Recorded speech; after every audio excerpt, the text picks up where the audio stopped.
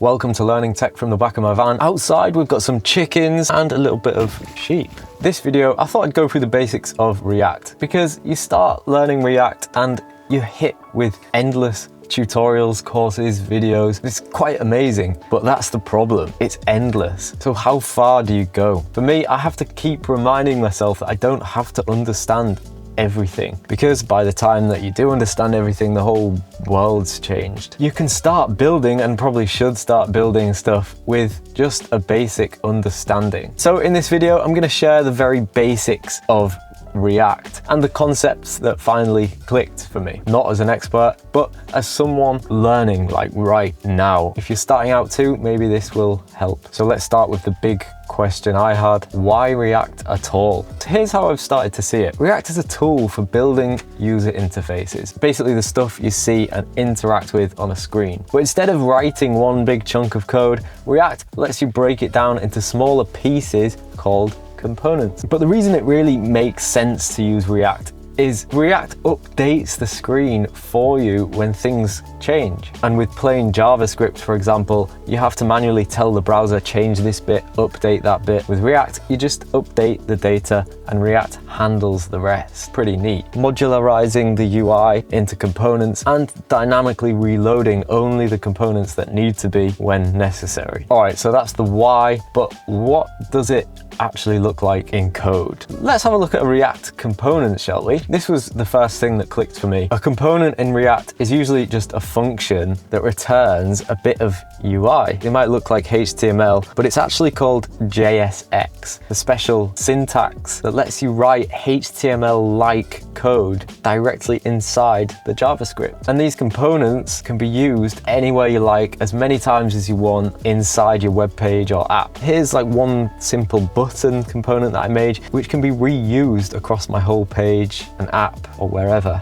I like to think of this concept of components almost like HTML. This is what helped me understand it, because in HTML you have elements. Well, with React, it's like you're making your own elements, or components as they're called in React. But this is only the beginning. It gets more exciting when things can start changing dynamically. This is where React gets fun. Not quite fun, but almost fun. State is React's way of remembering things. Like if you want a number that goes up and down when you click a button, doesn't everyone? That's state. And React provides these special features as hooks, as they're called. There are many different hooks, and the one relevant here is called the useState hook. And it lets you create a value for React to keep track of, along with a function that updates that value. And I understood it with this counter app. You click the button, the number increments, and so React updates the screen, or that component, that part of the UI, automatically. All our code does is change that data in the state when the button's clicked, and React handles the rest. So that's really useful. But then there's one more vital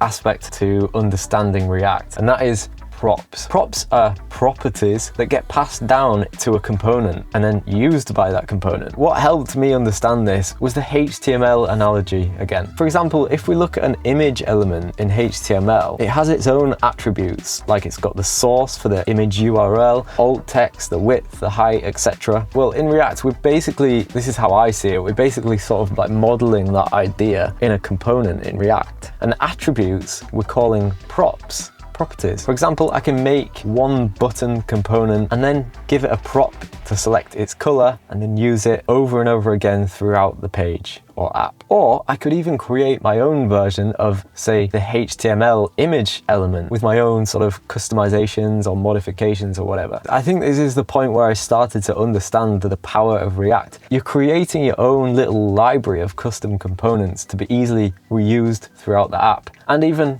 across projects. So where does that leave us? Well, for me, the basics that made React click, just to summarize this video: components, which are like creating your own HTML-like elements; state, which lets a component remember values, and then when that state changes, React automatically re-renders that component, that part of the UI. So it doesn't have to re-render everything. And then props, which lets you pass data and options into the components so they can display or behave differently in different scenarios, different applications. Props are like the plug that plugs it into the rest of the app. But the data only flows one way into the props, from parent to child. And look, I know AI will write React code no problem, way better than me, obviously. But I'm pretty sure knowing these fundamentals of React will be helpful. And it's fun to understand. So anyway, next time, I think it's time to look at the next, there's a clue, part of my tech stack, and that's gonna be Next.js. It's a framework that's built on top of React,